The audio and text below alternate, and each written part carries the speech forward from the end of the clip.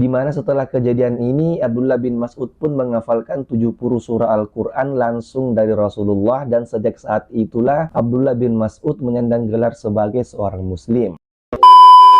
Assalamualaikum warahmatullahi wabarakatuh. Terima kasih sudah klik video ini. Oke, jadi pada video kali ini saya akan membahas salah satu kisah sahabat pemegang rahasia Rasulullah, yaitu Abdullah bin Mas'ud. Abdullah bin Mas'ud merupakan manusia pertama setelah Rasulullah yang membacakan ayat-ayat Allah di Mekah, di mana beliau terhitung sebagai sahabat ke-6 yang memeluk agama Islam. Oke, sebelum kita masuk ke dalam pembahasannya, perlu saya disclaimer terlebih dahulu kalau semua informasi yang saya sampaikan di video ini saya ambil dari ringkasan dari beberapa artikel-artikel yang ada di internet. Dan misalkan kalau ada informasi yang tidak saya sebutkan di video ini, kalian bisa langsung komen di kolom komentar. Dan juga saya mohon maaf sebelumnya, misalkan kalau ada informasi yang kurang tepat dan kurang jelas, kalian bisa langsung komen di kolom komentar. Oke, seperti apa kisah lengkapnya? Langsung saja kita masuk ke dalam pembahasannya.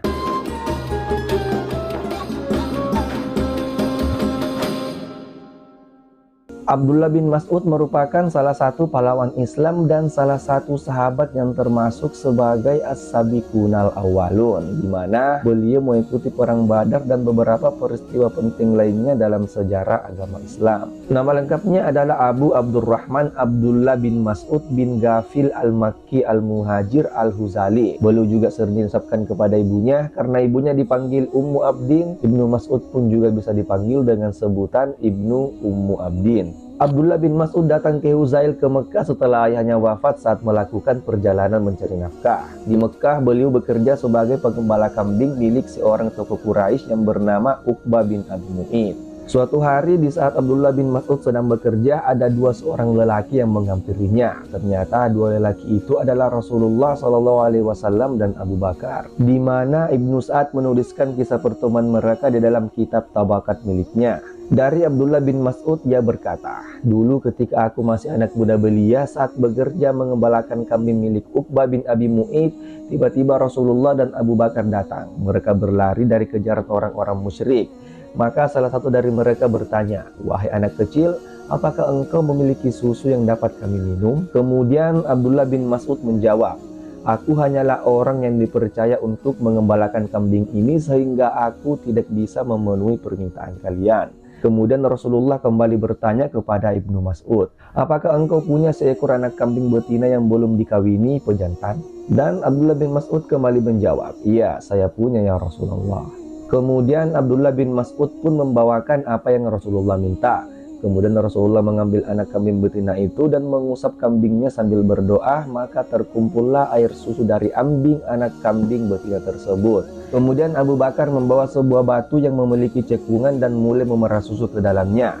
Dan Abu Bakar pun meminum susu itu dan disusul oleh Abdullah bin Mas'ud.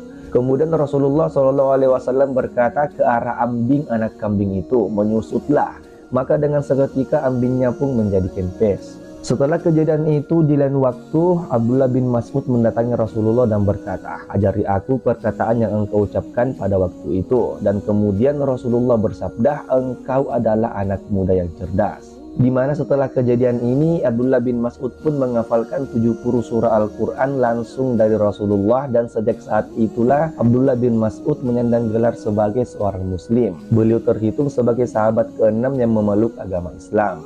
Dan beliau juga dikenal sebagai salah satu di antara sahabat yang paling tinggi ilmunya dan paling sering memberikan fatwa setelah wafatnya Rasulullah. Di mana Az-Zahabi juga memuji Ibnu Mas'ud dan mengatakan bahwa Abdullah bin Mas'ud termasuk di antara deretan ulama yang paling cerdas. Dan Umar bin Khattab bahkan pernah menggelarinya sebagai bejana yang dipenuhi dengan ilmu. Di mana karena pada waktu itu Abdullah bin Mas'ud masih tergolong sangat mudah, dan Abdullah bin Mas'ud termasuk salah satu di antara sahabat yang paling berilmu. Di mana sejak remaja keberanian Abdullah bin Mas'ud telah dilihat oleh para sahabat. Beliau adalah orang pertama setelah Rasulullah yang memperdengarkan bacaan Al-Quran di tengah-tengah orang Quraisy secara terang-terangan. Ada satu kisah di mana ketika para sahabat Rasulullah sedang berkumpul, kemudian mereka berkata, 'Demi Allah, kaum Quraisy sama sekali belum pernah mendengar Al-Quran dibacakan secara terang-terangan. Maka siapakah yang bisa membuat mereka mendengarnya?' Kemudian Abdullah bin Mas'ud berkata, 'Aku.' Dan kemudian para sahabat pun kembali menjawab, Kami khawatir mereka akan menyakitimu. Yang kami inginkan adalah seseorang yang memiliki kaum yang kuat sehingga bisa menolongnya dari kaum Quraisy jika mereka hendak berbuat keburukan. Kemudian Abdullah bin Mas'ud kembali berkata, biarkanlah aku, sesungguhnya Allah akan memberikan perlindungan padaku. Maka beliau pun berangkat sehingga ia tiba di makam Ibrahim di waktu duha. Saat itu kaum Quraisy sedang berkumpul di tempat mereka, dan Abdullah bin Mas'ud kemudian berdiri di samping makam Ibrahim lalu membacakan firman Allah sambil mengeraskan suaranya. Kemudian kaum Quraisy pun memperhatikan Abdullah bin Mas'ud lalu berkata, apa yang sedang dibaca oleh Ibnu Ummi Abdin? Dan salah satu dari mereka berkata, dia membaca sebagian yang dibawakan oleh Muhammad. Maka kaum Quraisy pun bangkit dan berjalan menuju arah Abdullah bin Mas'ud dan memukuli wajah Abdullah bin Mas'ud. Tetapi Abdullah bin Mas'ud terus membaca, lalu ia kembali ke tempat para sahabat dan terlihat bekas pukulan di wajahnya. Dan para sahabat pun berkata, inilah yang kami takutkan akan terjadi kepadamu. Kemudian Abdullah bin Mas'ud menjawab, musuh-musuh Allah itu tidaklah jauh lebih ringan bagiku saat ini apabila dibandingkan dengan sebelumnya. Dan jika kalian membolehkan, besok aku akan ulangi lagi apa yang aku lakukan hari ini.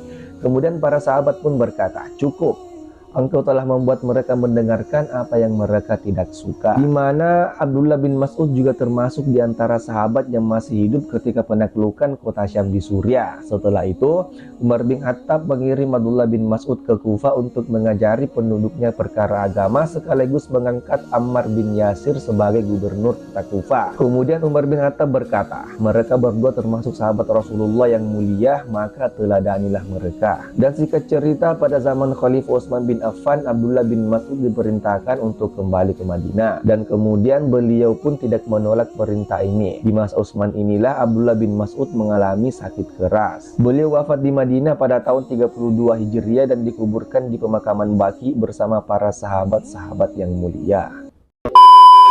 Demikianlah kisah salah satu ulama salaf dan pionir Islam, salah satu di antara manusia-manusia istimewa yang Allah indahkan perjalanan hidup mereka. Semoga Allah memberikan kita hidayah dan taufiknya sehingga kita bisa meneladani kebaikan-kebaikan mereka. Billahi taufiq wal hidayah. Assalamualaikum warahmatullahi wabarakatuh.